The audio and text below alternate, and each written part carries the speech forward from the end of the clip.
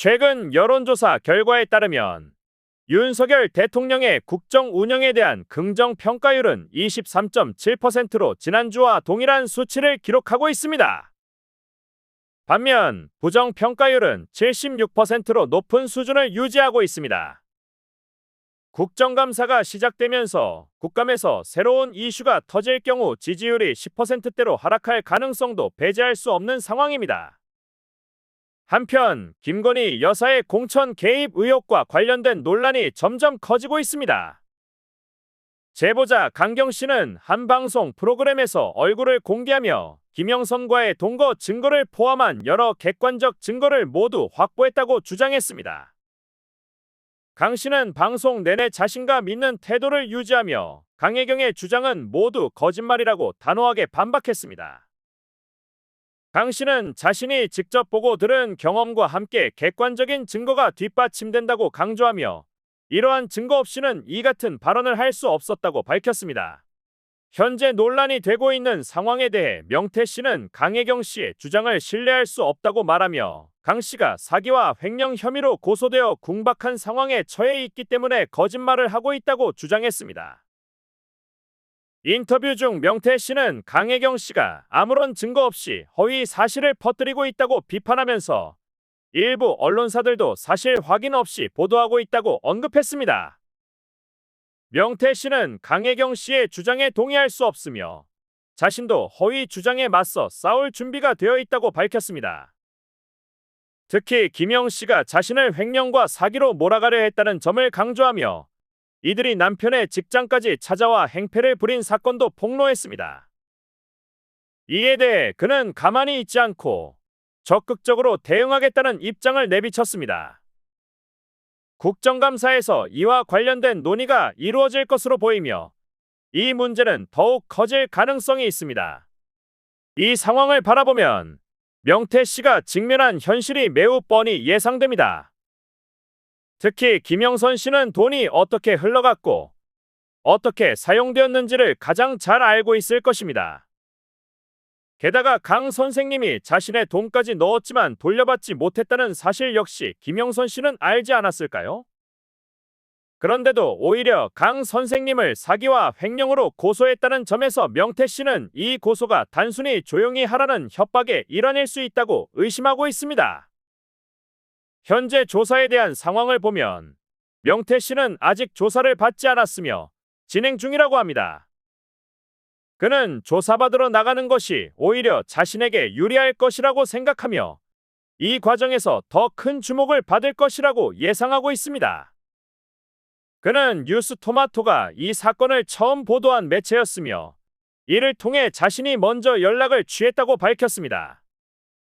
또한 다른 언론사들이 이 기사를 쓸지 말지를 망설이는 상황에서 뉴스토마토가 가장 먼저 나섰다는 점을 언급했습니다.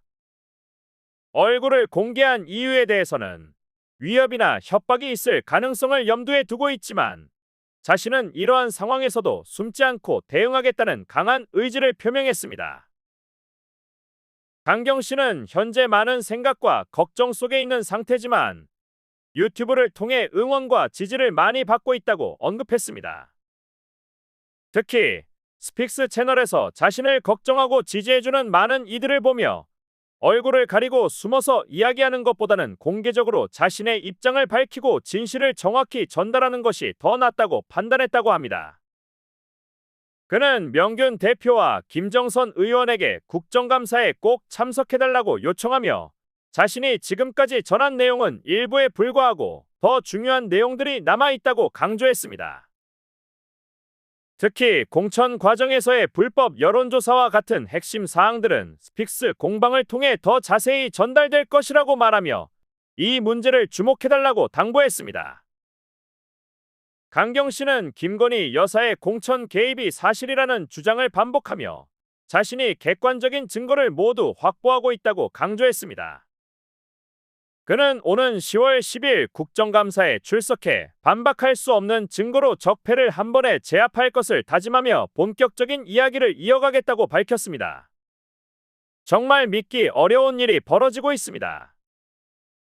미디어에 따르면 이진숙 방통위원장이 직무정지 상태임에도 불구하고 직원에게 지시를 내렸다는 정황이 포착되었습니다. 이진숙 위원장은 현재 직무가 정지된 상태에서 어떻게 이러한 지시를 내릴 수 있었을까요? 이 사건은 황정화 의원실이 방통위로부터 제출받은 자료를 통해 밝혀졌습니다.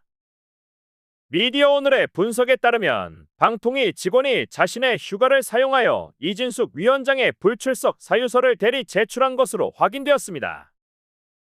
이는 이진숙 위원장 본인이 직접 한 일이 아니라 그의 비서실장이 지시한 것으로 보입니다.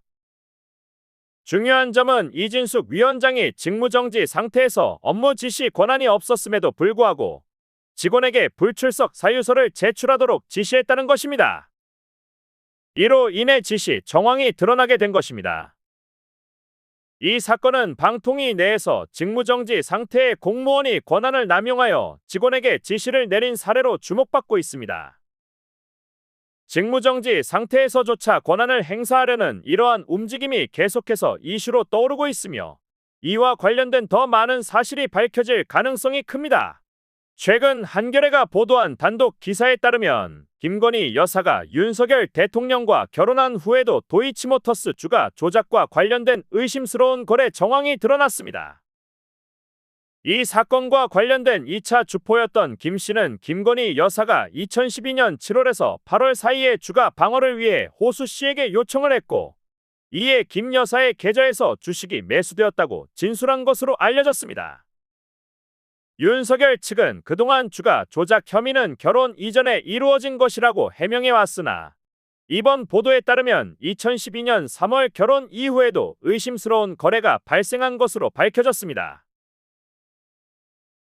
특히 이 사건과 관련해 법원은 그동안 권오수 회장이 김건희 여사에게 주식 매수를 요구한 점이 입증되지 않았다고 판단해왔으나 이번 보도는 이러한 의혹을 다시 불러일으켰습니다. 법원은 김건희 여사의 계좌가 주가 조작에 동원되었다는 증거가 불충분하다고 판단해왔지만 새로운 진술과 함께 거래 정황이 드러나면서 이 사건의 실체가 더 깊이 파헤쳐질 가능성이 있습니다.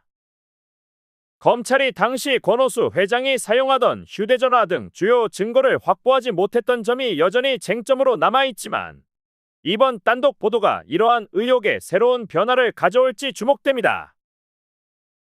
이번 사건에서 검찰이 권오수 회장의 휴대전화를 확보하지 못한 것은 중요한 문제로 떠오르고 있습니다. 만약 휴대전화가 확보되었더라면 김건희 여사와의 연락 여부를 쉽게 확인할 수 있었을 것입니다. 이런 상황에서 검찰이 주요 증거를 확보하지 않아 김건희 여사를 처벌해서 제외했다는 의심이 제기되고 있습니다. 이는 검찰이 사건의 진실을 규명하지 않았다는 비판으로 이어질 수 있습니다. 조선일보의 헤드라인에 따르면 윤석열 대통령이 국민과의 소통 부족, 이른바 불통 문제를 지적받고 있습니다. 헤드라인에는 국민의 고개 숙이는 건 부끄러운 것이 아니다 라며 윤석열 대통령에게 국민과 계속 소통해야 한다는 메시지를 전달하고 있습니다. 이는 윤 대통령의 소통 방식에 대해 언론이 비판적 시각을 보이고 있음을 보여줍니다. 또한 동아일보의 단독 보도에 따르면 명태 씨가 윤석열 대통령에게 총리 후보로 최재형을 앉히라고 건의했다는 내용이 보도되었습니다. 명태 씨는 윤석열 대통령의 후보 시절 자택을 수시로 방문하며 정치적 조언을 했다고 주장했으며 정부 인수위원회 자리 제안도 받았다는 이야기가 나왔습니다. 그러나 명태 씨는 이러한 주장에 대해 어느 정도 선을 긋는 모습을 보이고 있습니다.